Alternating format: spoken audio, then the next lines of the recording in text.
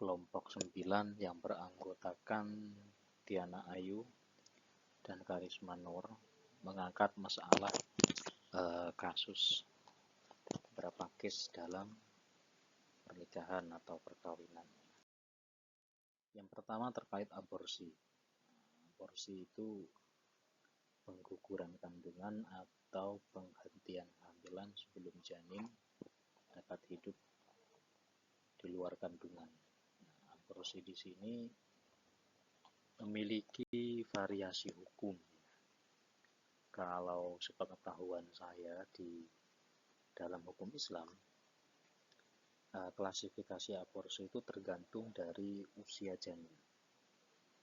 Jadi kalau sudah ada janin tapi belum hidup, artinya belum nafhati ruh, di sana diperbolehkan. Tapi kalau sudah orok atau janin tersebut itu sudah ada rohnya, usia 4 bulan ke atas ya kalau tidak salah, maka itu diharamkan karena sama dengan membunuh, disamakan dengan membunuh. Sehingga klasifikasi sementara yang saya pahami terkait aborsi dalam Islam itu semacam itu. Ini tulisannya kok terpotong-potong. Nah, ini terkait hadis riwayat penciptaan makhluk atau manusia di dalam rahim. Jadi 40 hari berbentuk masih segumpal sperma, lalu 40 hari berikutnya menjadi darah, lalu darah tersebut berubah menjadi daging, dilapisi daging. Sebagaimana mungkin bisa saudara search video proses pembuatan manusia di dalam tubuh ya. Bagaimana Allah Ta'ala itu rekayasa sedemikian rupa, dan kalau sudah daging kemudian dilapisi kulit, anatominya sudah lengkap, itu di usia kandungan selanjutnya itu akan, dalam Islam itu akan ditiupkan roh dan dicatat di Lauhil Mahfuz kondisi anak atau janin ini kelak bagaimana. Nah, pada saat itu aborsi dilarang. Kalau sebelum itu karena masih belum memiliki nyawa, artinya masih segumpal daging atau darah, maka yang kuat pendapat mengatakan boleh. Dalam hukum positif kita, menurut KUHP pasal 346, tindak pidana pengguguran aborsi ini penjaranya 4-12 tahun. Ini hukum positif, dan putusan pengadilan terkait aborsi ini apakah sesuai dengan ketentuan syariat dalam arti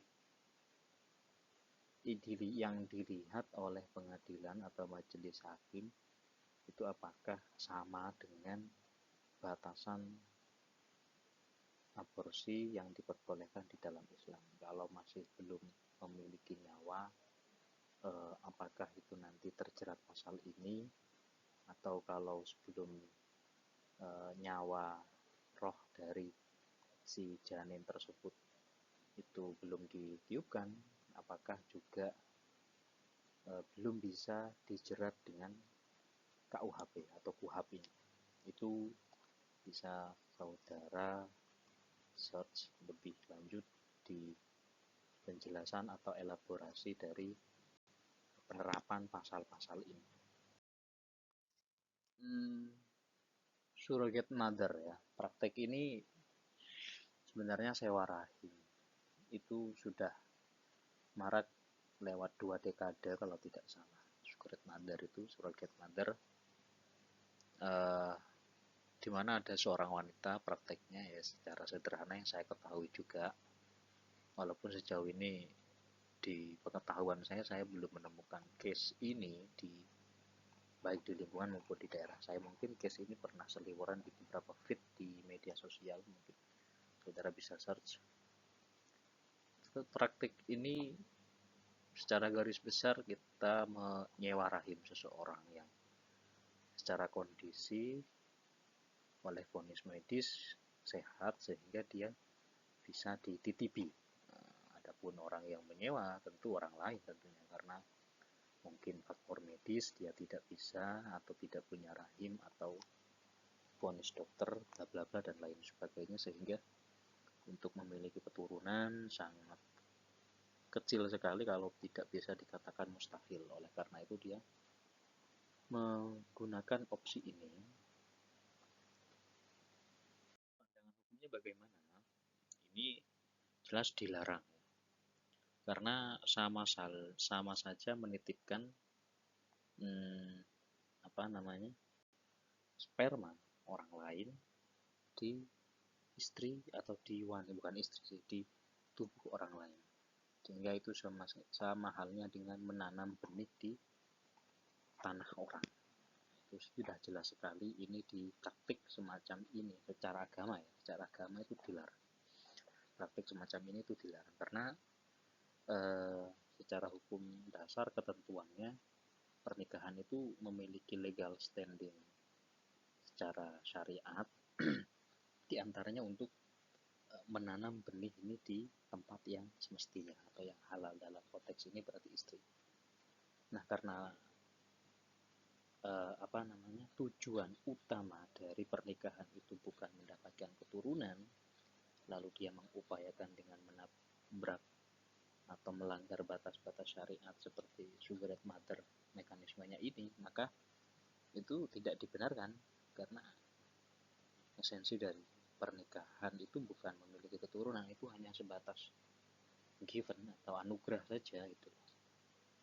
Nah, jadi bukan hal yang utama dalam pernikahan. Terlebih mekanisme yang diambil itu menggunakan mekanisme yang tidak sesuai dengan syariat. Kalau tentang kesehatan ya, pemateri mengutip Undang-Undang Nomor 36 Tahun 2019, tidak ada keterangan yang mengatur tentang sewa rahim. Upaya kehamilan di luar cara alamiah hanya dapat dilakukan oleh pasangan suami istri yang sah. Nah, ini sudah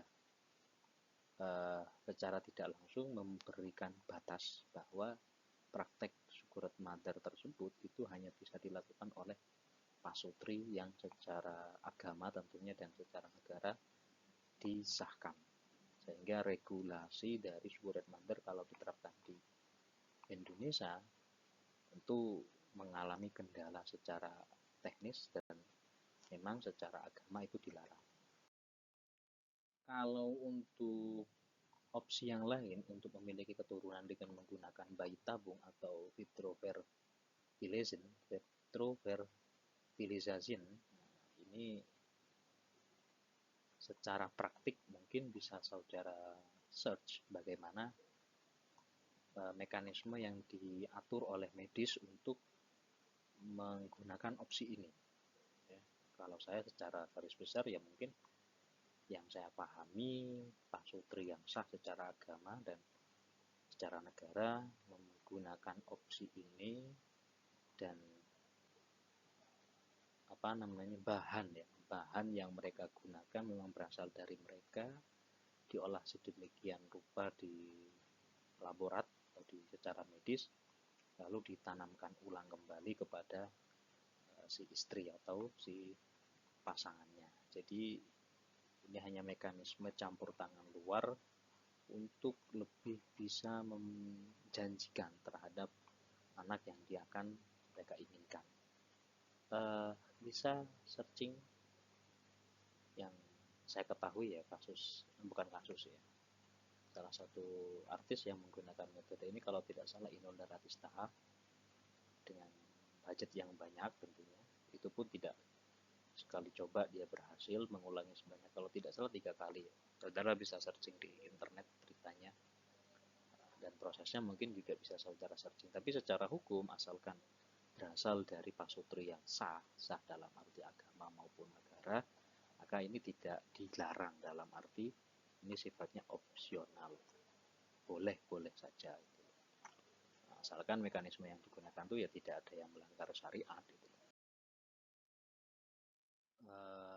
Undang-Undang Nomor 36 Tahun 2009, upaya kehamilan di luar cara alami ya dapat dilakukan oleh pasangan suami istri yang sah. Nah, pasal 127 ayat yang sub A ini sudah mencantumkan dasar hukumnya gitu.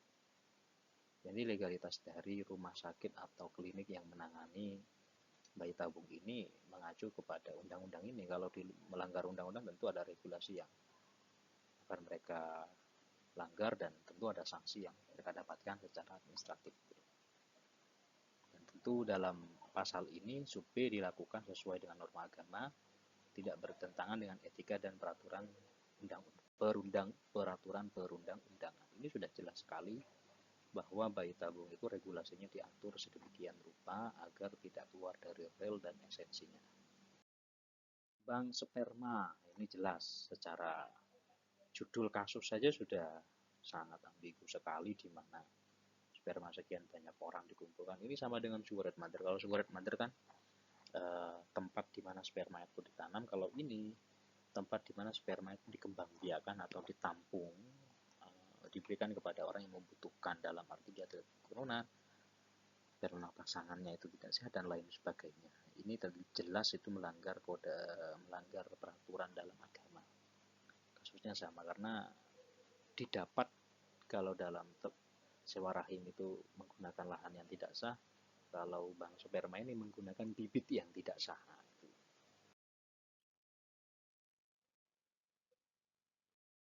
Bank ASI. Nah, ini saya pernah baca artikelnya bahwa Bank ASI itu regulasinya menggunakan regulasi pencatatan yang ketat. Karena nanti siapa yang mendapatkan ASI dengan kadar dan kuantitas tertentu, maka secara agama dia akan menjadi saudara sepersusuan. Oleh karena itu perlu ada pencatatan yang ketat. Ini ASI didapat dari ibu siapa, kemudian diberikan kepada siapa, agar nanti ketika keluarga bertemu maka si anak yang pernah menyusui itu dia akan menjadi saudara sepersusuan, yang mana dalam hukum Islam itu memiliki konsekuensi. Di antaranya dia tidak boleh menikah, dia menjadi mahram gitu.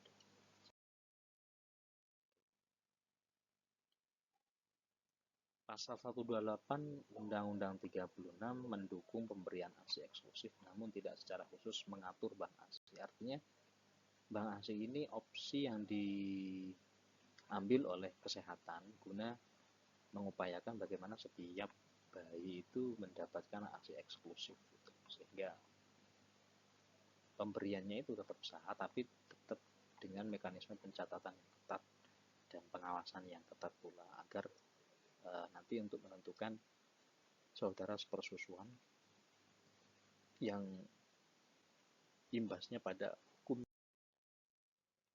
Oke, terima kasih. Saya kira semacam itu dari kelompok 9 terkait beberapa case di dalam pernikahan. Untuk hal-hal yang lebih lanjut, saudara bisa search di media maupun di internet. Untuk penugasannya nanti saya share di LMS.